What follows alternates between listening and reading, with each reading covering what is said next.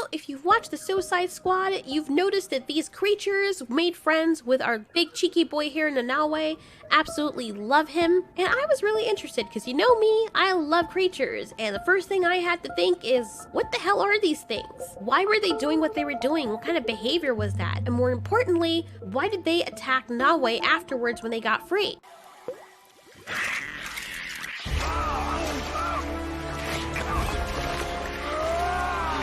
As you can see, Harley Quinn is literally grabbing the thing by its eyes, which must be really painful, and no matter how badly she's grabbing onto it, it just will not let up. Poor Nanaue. Even he is having a hard time trying to take them off of him. Kind of ironic though, like he's a shark, but the blood in the water is his blood. So in this video, let's take a gather at what are those jellyfish creatures from Suicide Squad that attack Nanaue. Nanaue, also known as King Shark, is a 380-pound, 7'2" humanoid shark. He's very friendly, and that can be disarming because, you know, you can turn around in your sleep and then he's trying to eat you the next moment.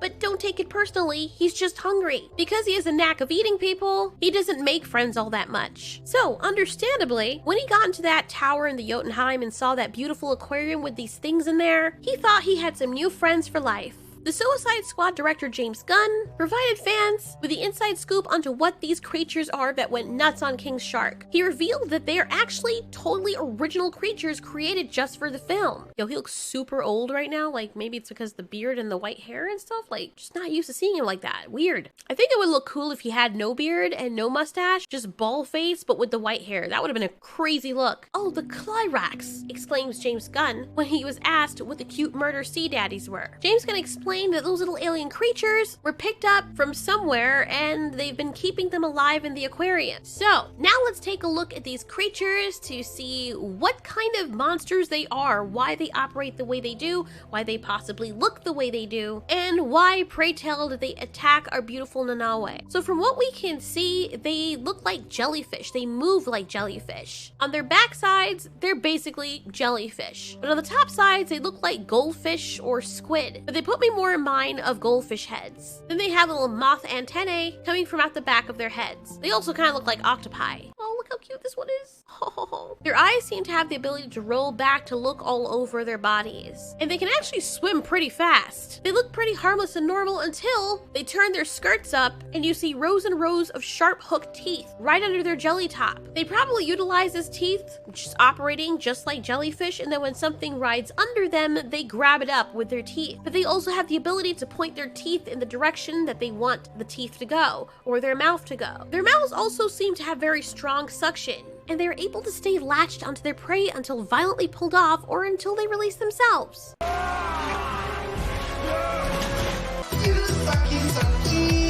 So what are their powers or weaknesses? One of the most notable things about them, despite how cute and fun they look, is that they can hurt King Shark and make him bleed. They have sucking mouths with teeth to latch on. They're very aggressive, and they're shown to follow movement. They can also jump out of the water to get at their prey. And in Suicide Squad, they only seemed interested in King Shark. It's possible that wherever they're from, they're used to eating creatures that kind of look like him, so they probably saw him as a threat or food. But why? It could be because they just got set off from the way that he looks. It could be how much heat he puts out, or it might be his size. The creatures' bodies are also very stretchy. We saw Harley Quinn grabbing onto one and pulling with all of her might, and the thing was still latched on, despite being pulled and stretched like a freaking rubber band. On the end of their powers, their weaknesses include their bodies being soft, and also they have the inability to breathe out of water. Unlike King Shark, of course. When they've been completely out of water for a little while, they die fairly quickly. They also seem to rely chiefly on their vision. So the next question would be, why are they so colorful? Notice that these creatures also resemble goldfish. So where did these creatures come from? Now I understand this might be a lot of headcanon, but I imagine creatures like these probably came from a planet that had a lot of light and had a lot of water. They probably lived in very clear, shallow, tropical-like waters, where the water was crystal and blue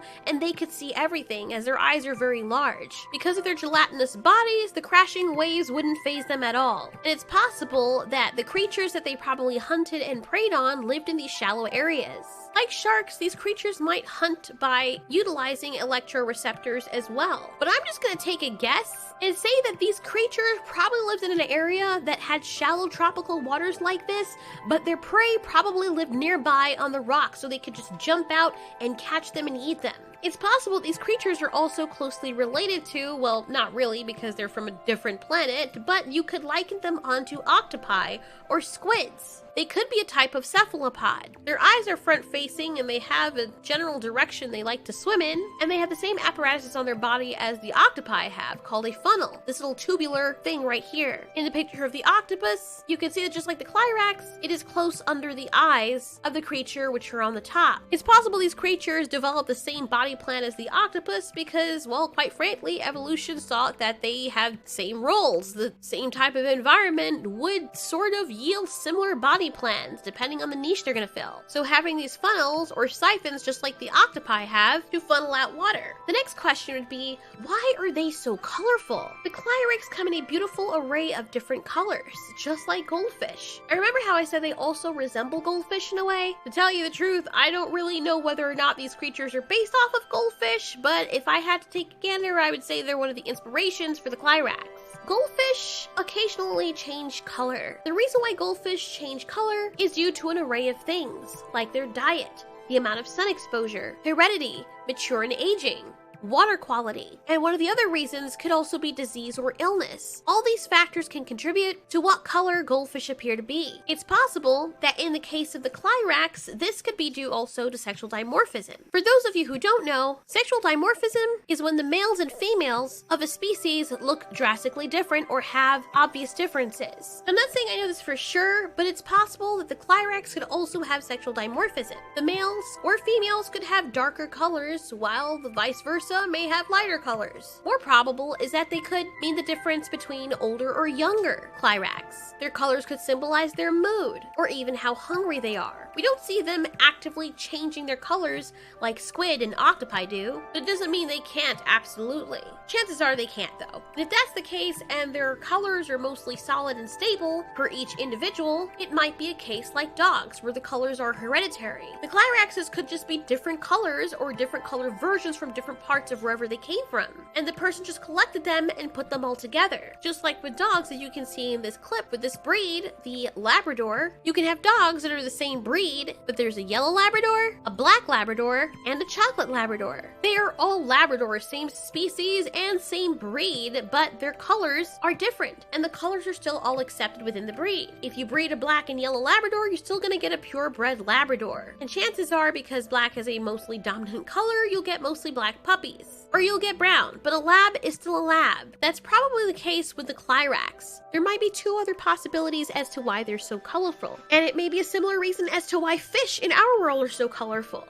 Fish usually have certain patterns and colors so that they can easily identify their species from other fish's species. It's kind of like teammates wearing a certain color jersey so that you can easily tell who your teammate is. And then there's the other reason. Certain fish are brightly colored in their environments because their environments are also brightly colored. Out of all of the theories, I think this one would make the most sense because these creatures seem to be a tight-knit community, they seem to have the same behaviors, and also physiology as their members. Maybe they all come out different colors because they each have to match their environment, which is probably the same colors that they are. As for their hunting and attacking behavior, they probably took down large prey where they came from. And because their teeth are shaped the way that they are, it's possible that they latched on to large prey, maybe to suck on their blood or feed on pieces of their flesh. So here's the other question. Why in the world are these creatures so aggressive? They're so cute and squishy and whatnot, but there's no reason for them to be this aggressive. At least, so we think. Well, it's possible that the Clyrax are partly based on red-bellied piranhas. Red-bellied piranhas are the most aggressive piranhas, and they're also the most common. However, these freshwater fish from the Amazon will only attack humans out of fear or extreme hunger. The Clyrax in this movie were probably starving. Either that, or they saw Nanaue the shark as a threat. You may say, fine, if that's the case, why didn't the Clyrax show their teeth before? When they were playing with Nanaue, they were all nice and cute and didn't show their teeth. You didn't even know they had teeth up until that point. Well, I don't know this for sure, but here's my theory. It's possible the Clyrax understood there was a barrier. They could see Nanaue, but could not sense him in the water. The reason they made themselves into his figure was probably to make themselves look equally threatening by pretending to be a bigger organism just like him. Notice that they cut him off and made a barricade barricade wherever he went. He's standing here, then he moves, they break up to see what he's gonna do next, and then form another barricade right in front of him. Wherever he goes, they are right in front of him, keeping his focus. That's also probably why they're so colorful. It's possible they may draw things to them.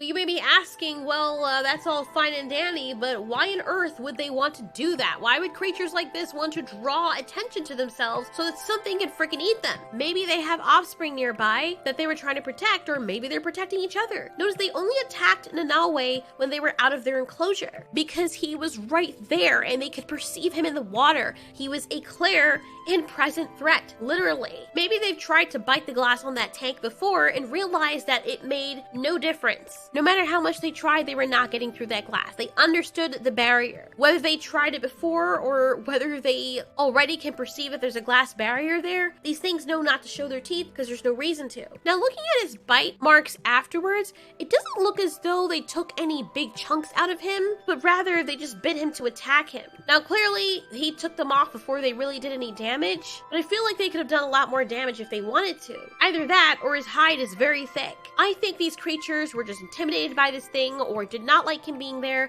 and they just wanted to get him to go away. It'd be kind of cool to do a POV of these. It'd be kind of interesting. Anyway, these are very interesting creatures, and I'm glad that I got to see new creatures again in another movie. I'm glad that they took something original to put it into the Suicide Squad movie, and they did add a nice little taste of character to it. Because I'm just imagining, if these things are like this, what else lives on their world, and where the hell do they come from? Thanks so much for watching. This has been Ultiori. You ask, we answer.